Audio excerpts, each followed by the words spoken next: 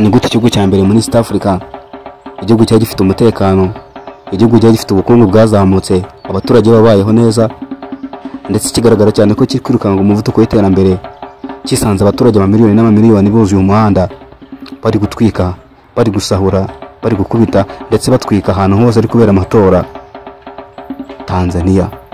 Ibi ngibi ikinyamakuru cyo mu Faransa cyanditse umutwe ugira uti kigira kiti Madame Perezida Samia Suluhu Hassan warwatanye mu matora na Madame Perezida Samia Suluhu Hassan yatangajwe nk'uko ari we watsinze amatora yo kuyobora igihugu cya Tanzania.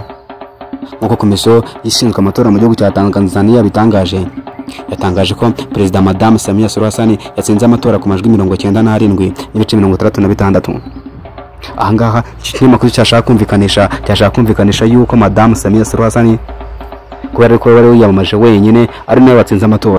Iyo ngiyo ikavuze yuko Madame Samia Suluhu Hassan waturukaga mu ishyaka rya Chama cha Mapinduzi yari isanzwe iyobora igihugu cya Tanzania mbere yuko naryo ryabagamo Pombe Magufuli. Uyu nguyu mwibuka ko yaje kwitaba Imana azize uburwayi. Ahangaha akaba ari naho uyu nguyu Samia Suluhu Hassan yaje kumusimbura dore ko ari vice president we. Ubu ngubu bikavuze yuko ku mugaragaro Madame Samia Suluhu Hassan agiye kuyobora igihugu cya Tanzania nka perezida, kubera yuko ngo byagaragaye yuko yatowe n'abaturage benshi kandi binyuze mu mucyo. Gusa ibyo byose nubwo tubivuga mu gihugu cya Tanzania, ibintu byaho byose biragoye kumenya amakuru yaho bitewe n'imyigaragambyo igura mu gihugu cya Tanzania. Imyigaragambyo yatangiye imbere y'amatora ndetse na nyuma y'amatora irakomeza. Gusa abaturage bo muri Tanzania bigabije ibice bitandukanye by'igihugu, bigabiza ahantu hamwe hahurirwa n'abantu benshi, ku masitasiyo, ahacururizwa esansi, ahacururizwa ibikomoka kuri peteroli, ndetse no ku mupaka wa Tanzania na Kenya. Urubyiruko rwinshi cyane rwo mu gihugu rwa Kenya rwashaka kwinjira mu gihugu cya Tanzania ngo rujye kwifatanya na bagenzi babo, ariko ngo Kenya ifatwa nk'abaturage baho bafatwa nk'abantu bazi kwigaragambya cyane, ubashaka gutenga mu bitugu abaturage babo muri Tanzania. Gusa nubwo Madame Perezida Samia Suluhu Hassan yatangajwe nk'uwatsinze amatora, na amatora yarimo ibibazo bitandukanye, dore ko batavuga rumwe na leta vuga yuko abayobozi babo bafunzwe, abandi ntibemererwa kwiyamamariza. Gusa ibyo byose nubwo byabaye ntabwo byatumye amatora ataba muri Tanzania, dore yuko nubwo yabaye mu kaduruvayo ndetse akaba mu myigaragambyo ikomeye cyane y'abaturage batezaga, polisi, igisirikare ndetse n'izindi nzego z'umutekano zakomeje kuzikora uko zishoboye kugira ngo zihashye abigaragambyaga, ariko zabarasaga ibyuka biryana mu maso. Ibyo byose kandi nubwo byabaye, abatavuga rumwe na leta ya Tanzania bemeje cyane batangaza yuko abantu bagera kuri 700 cyangwa se barenga bamaze kwitaba Imana bazize iyo myigaragambyo. Gusa ibyo byose nubwo byabaga, kandi abatavuga rumwe na leta ya Tanzania bemeza yuko Perezida Samia Suluhu Hassan nubwo yatangajwe ngo atari mu gihugu. Amakuru yatangajwe n'ibinyamakuru bitandukanye byemeje yuko ngo Madame Samia Suluhu Hassan ngo yaba yahungiye mu gihugu cya Zanzibar, iryo kore igihugu cy'abaturanyi ndetse n'igihugu kibarirwa mu butaka bwa Tanzania. Kandi abakora imyigaragambyo muri Tanzania batangaje ko batazahagarika imyigaragambyo kugeza igihe Madame Samia Suluhu Hassan azaba atakiyobora icyo gihugu.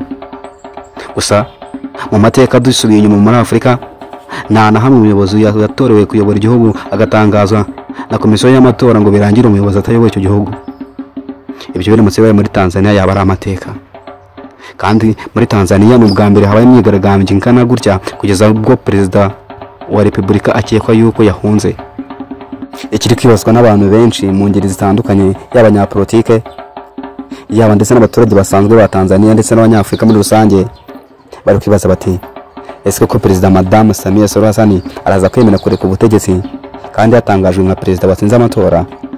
Abandi bati ese koko Madame Samia Suluhu Hassan araza guhagarika imyigaragambyo igurwa n'abaturage benshi bari kumurwanya? Ahangaha ni umunyamakuru wa Al Jazeera yabajije umuturage umwe na umwe muri Tanzania bati ese ko bigaragara yuko perezida wanyu amaze gushyirwaho ndetse yatowe, arakurikiraho iki?